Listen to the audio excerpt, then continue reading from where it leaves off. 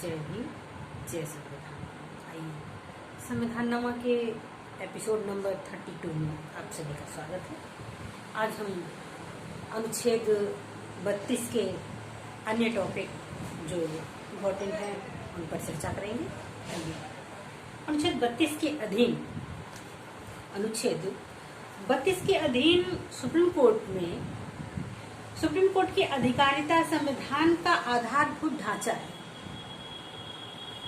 अतः इसे अनुच्छेद 368 के अधीन संविधान संशोधन करके नष्ट जो है नहीं किया जा सकता है। यह एक आधारभूत ढांचा है जो संविधान संशोधन के द्वारा भी नष्ट नहीं किया जा सकता है। अनुच्छेद 32(1)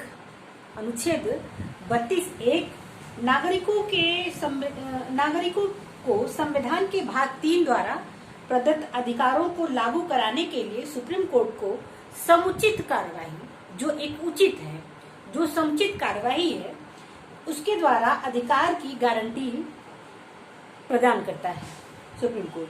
एक केस है, केस एल चंद्र कुमार वर्सेस भारत संघ। इस वाद में माननीय सुप्रीम कोर्ट की 5 न्यायाधीश की संविधान पीठ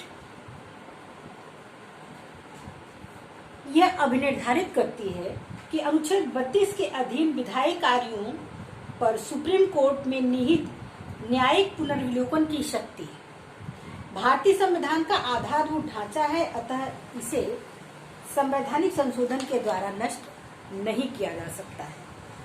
अनुच्छेद 32 जो है सुप्रीम कोर्ट की विवेकी शक्ति नहीं है। ये बहुत महत्वपूर्ण बात माननीय संविधान के द्वारा जो है ये कहा जा रहा है कि जो संविधान के सुप्रीम कोर्ट के ऊपर ये दायित्व है कि वो जो है नागरिकों के मूल अधिकार का संरक्षक है। इस वजह से उसको ये विवेकी शक्ति नहीं है कि वो जो है किसी को उपचार दे अथवा ना दे। ये एक दायित्व है जिसे संविधान के द्वारा सुप्रीम कोर्ट पर सौंपा गया है। अनुच्छेद 32 इसलिए साफ कहता है अनुच्छेद 32 सुप्रीम कोर्ट की विवेकी शक्ति नहीं है।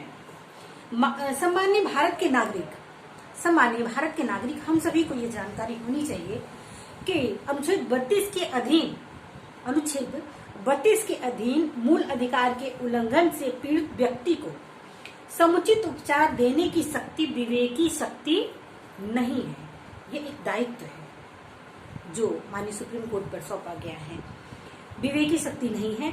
यदि कोई नागरिक, भारत का कोई नागरिक अपने किसी मूल अधिकार के उल्लंघन को दिखाने में सफल होता है, कोई भारत का नागरिक अपने मूल अधिकार के उल्लंघन को दिखाने में सफल होता है, तो माननीय सुप्रीम कोर्ट अनुच्छेद 32 के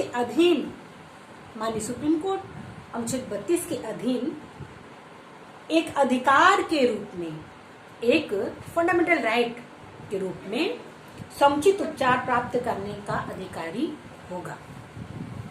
ये बहुत महत्वपूर्ण बात है। एक निर्देशवाद है DS नकारा वर्सेस भारत संघ के मामले में सुप्रीम कोर्ट ने यह निर्णय दिया कि कोई भी पंजीकृत सोसाइटी, नंबर 2 गैर राजनीतिक संघ अनुच्छेद 32 के अधीन मूल अधिकार के उपचार के लिए रिट पिटीशन दायर कर सकता है।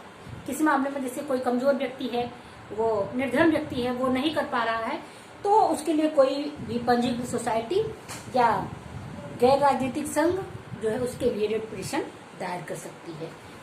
एक केस है महत्वपूर्ण, बंधुआ मुक्ति मोर्चा वर्सेस भारत संघ। इस मामले में एक सामाजिक संस्था ने पत्र द्वारा सुप्रीम कोर्ट को सूचित किया कि हरियाणा राज्य के फरीदकोट जिले की पत्थर की खानों में काफी संख्या में श्रमिक अमानवीय दशा में कार्यरत हैं और उनमें अनेक बंधुआ मजदूर श्रमिक भी हैं। न्यायालय ने इस पत्र को रिट मानकर 2 एडवोकेट का एक आयोग नियुक्त किया, जिसने जांच करके न्यायालय को रिपोर्ट दी कि संस्था का आरोप सत्य है।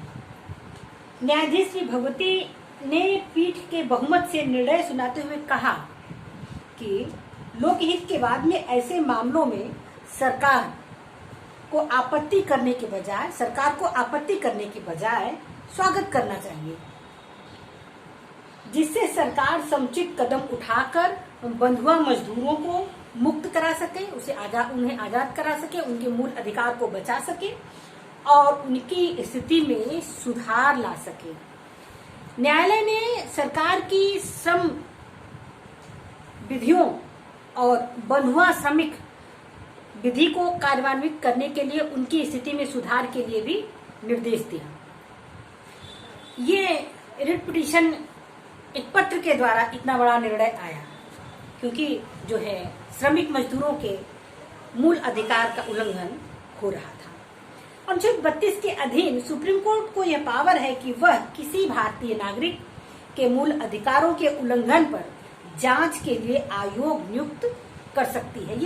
यह शक्ति माननीय सुप्रीम कोर्ट को है। माननीय सुप्रीम कोर्ट का एक और बहुत बड़ी शक्ति, जिसको न्यायिक पुनर्विलोकन जो है, ये एक पावर है जो अनुच्छेद 32 के तहत सुप्रीम कोर्ट के पास है। संविधान का अनुच्छेद 32 सुप्रीम कोर्ट और हाई कोर्ट न्यायिक पुनर्विलोकन की बात पिछले अनुच्छेद में भी हमने किया था, लेकिन यहाँ पर भी इसका संदर्भ है, इसलिए इसको बताना आवश्यक है। संविधान का अनुच्छेद 32 सुप्रीम कोर्ट और हाई कोर्ट को न्यायिक पुनर्विलोकन की शक्ति प्रदान करता है। अपनी इस शक्ति के अधीन माननीय सुप्रीम कोर्ट, माननीय हाई कोर्ट विधानमंडल के द्वारा, जो विधानमंडल या संसद के द्वारा पास किए गए किसी भी अधिनियम को असंवैधानिक घोषित कर सकती है, असंवैधानिक घोषित कर सकते हैं। जो हमारे भारतीय संविधान के फंडामेंटल भाग 3 के मूल अधिकारों को कम करता है, न्यून करता है, उसे क्षति पहुंचाता है, या किसी व्यक्ति या नागरिक के मूल अधिकारों को कम करता है, तो माननीय सुप्रीम कोर्ट, माननीय हाई कोर्ट उन जो है विधानमंडल के पास किए गए अधिनियम को असंवैधानिक घोषित कर सकता है। यह क्योंकि मूल अधिकार से असंगत जो भी अधिनियम है वो स्वतः ही शून्य है। उच्चतम न्यायालय की न्यायिक सक्रियता, उच्चतम न्यायालय की न्यायिक सक्रियता, ये एक और मील का पत्थर संविधान के अनुच्छेद 32 में माननीय सुप्रीम कोर्ट ने बनाया है। अनुच्छेद 32 की खंड 2 की भाषा अत्यंत व्यापक है, अत्यंत विस्तृत है, क्योंकि जो है मानव जीवन के जो भी आवश्यक चीजें हैं वो अनुच्छेद 32 में समाहित है, व्यापक है।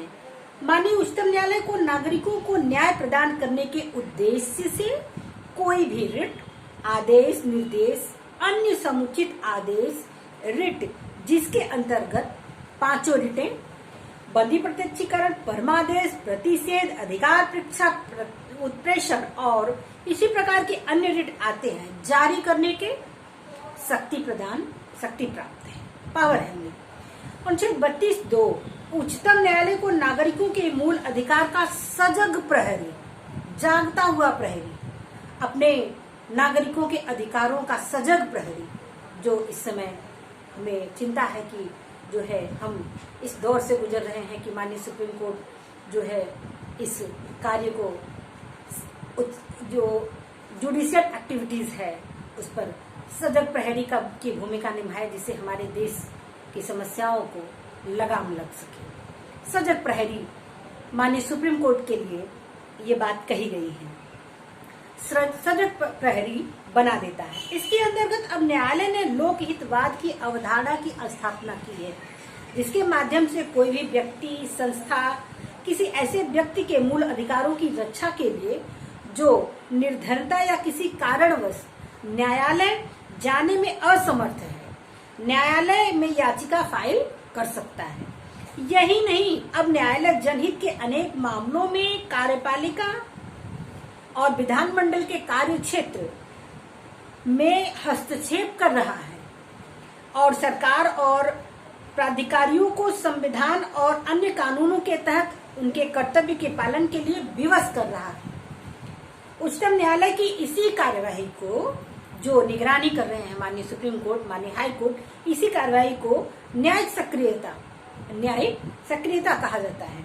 इसलिए यह इसलिए संभव हुआ क्योंकि लोकहितवाद के माध्यम से अधिक नागरिक मूल अधिकारों के उल्लंघन के विरुद्ध तथा कानून द्वारा अधिरोपित कर्तव्यों के पालन कराने में न्यायालय में याचिका फाइल कर रहे हैं। क्योंकि सजग नागरिक होंगे तो वो अपने अधिकारों और कर्तव्यों के प्रति जो है जागरूक होंगे तो माननीय सुप्रीम कोर्ट के समक्ष अपनी याचिकाएं फाइल करेंगे तो उन्हें हक और अधिकार दोनों मिलेंगे और इस तरह अपने देश, अपने अधिकार, अपने दायित्वों का नागरिक होकर निर्वहन कर सकेंगे। उच्चतम न्यायालय ने अब यह अनुभव किया कि एक लोक कल्याणकारी राज्य में, माननीय सुप्रीम कोर्ट ने यह अनुभव किया कि एक लोक कल्याणकारी, क्योंकि हमारा संविधान कल्याणकारी राज्य की बात करता है, लोक कल्याणकारी राज्य में उच्चतम न्यायालय इस नए अस्त्र का प्रयोग, अस्त्र मतलब न्यायिक सक्रियता के प्रयोग निर्धन एवं असहाय नागरिकों के मूल अधिकारों के प्रवर्तित कराने के लिए ही नहीं बल्कि पूरे समाज मतलब पूरे भारत को अपराधहीन और अनुशासित समाज में परिवर्तित करने के लिए करेगा। न्यायिक सक्रियता की बात हाई कोर्ट, सुप्रीम कोर्ट इस बात को कि अपराधहीन और अनुशासित समाज बनाने के लिए, हमारे भारत को बनाने के लिए न्यायिक सक्रियता का उपयोग करेगा। इस वीडियो में इतना ही। अगले वीडियो में हम सुप्रीम कोर्ट के अनुच्छेद 32 के तहत सुप्रीम कोर्ट के एक और पावर के बारे में बात करेंगे। ये वीडियो आपको कैसा लगा? वीडियो को, संविधाननामा को लाइक करें, कमेंट करें, शेयर करें, सब्सक्राइब करें, बेल दबाना ना भूलें, जिससे कि आने वाली नई वीडियो की सूचना आपको मिलती रहे। ये एक सामाजिक पहल है। एक जिम्मेदार और जागरूक नागरिक बने, अपने देश, अपने समाज को अनुशासित और आगे की ओर ले चलें। इसी के साथ जय भारत, जय भीम, जय संविधान।